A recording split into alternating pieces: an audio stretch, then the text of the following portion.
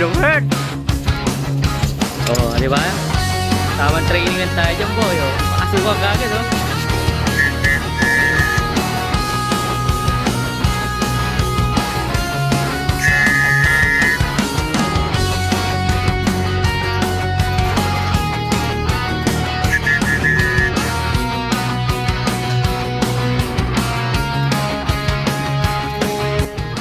Nakailang sipol lang tayo, no?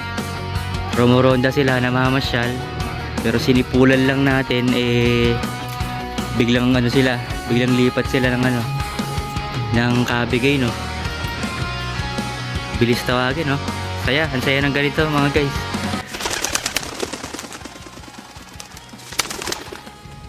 What's up, mga kalapatids, mga pare ko, paronda na naman tayo sa hapon, mga dre. At nagbabalik na ako.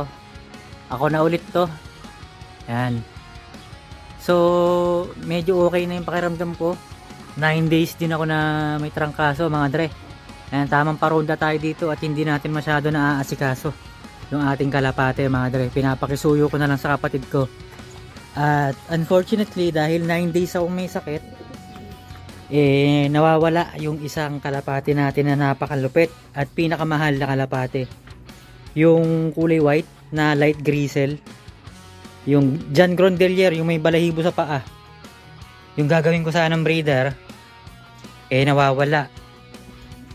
Ano, isa sa pinakamahal na kalapati ko yun, ngayon nawawala na siya, mga dre, dahil part kasi ng pliers ko yun yan.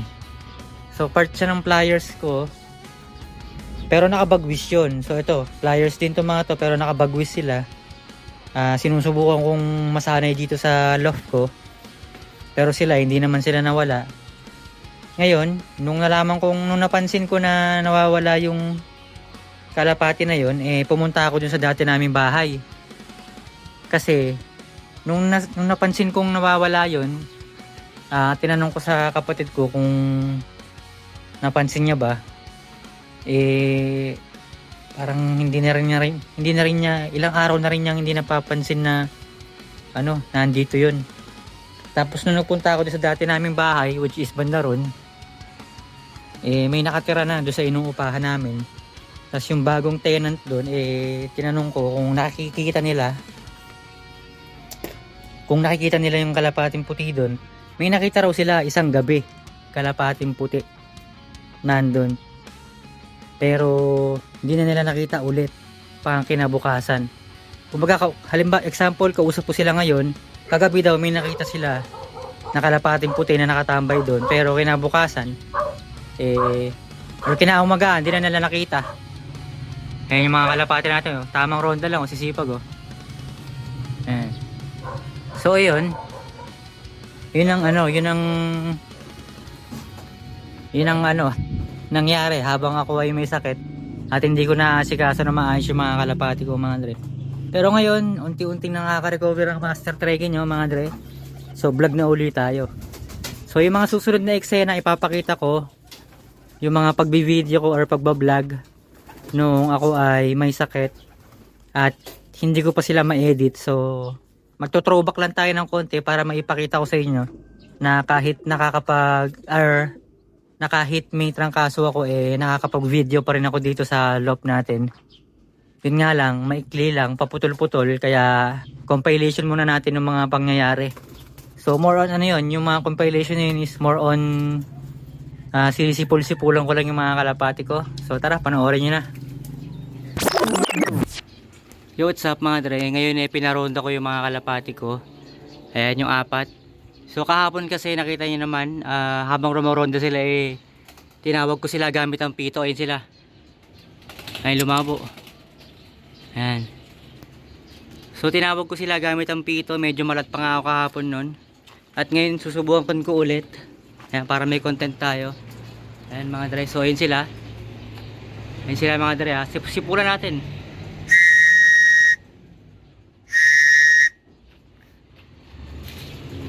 Ayan. Hintayin muna ulit natin silang dumaan, tapos sipulan ulit natin. Baka hindi nila masyadong narinig.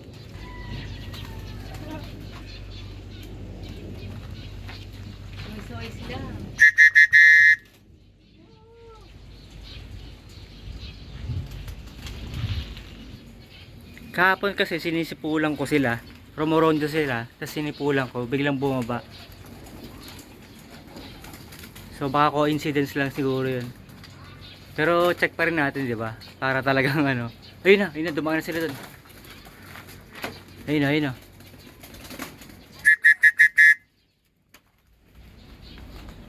Ayun na, slow down sila.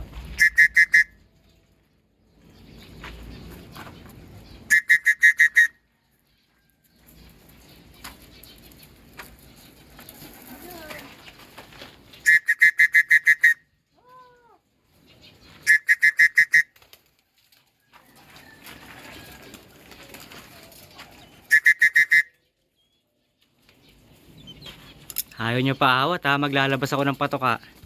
Eto mga dad.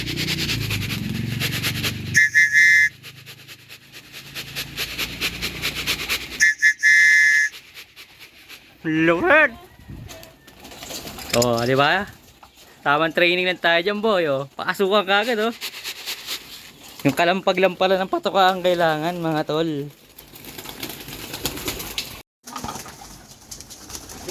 Ay!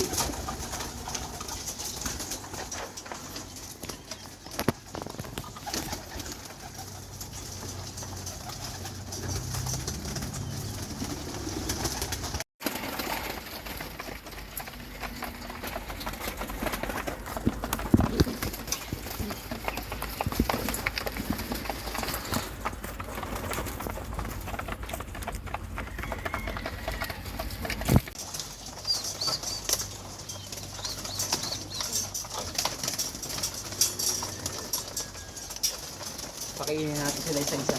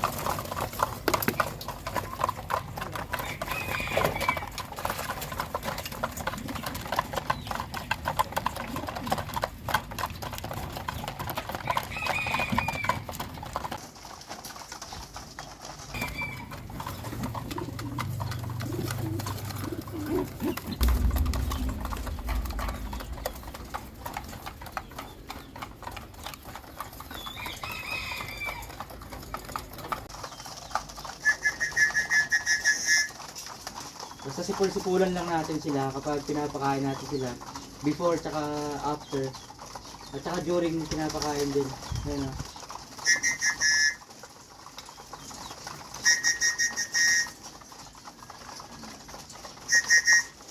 Ano mga tol, ayos ba? Ayos na ayos yan tol. So yun, like, comment, and subscribe kung gusto nyo ng mga gantong kalokohan sa kalapate. Ayun. May pag-agawa pa ito.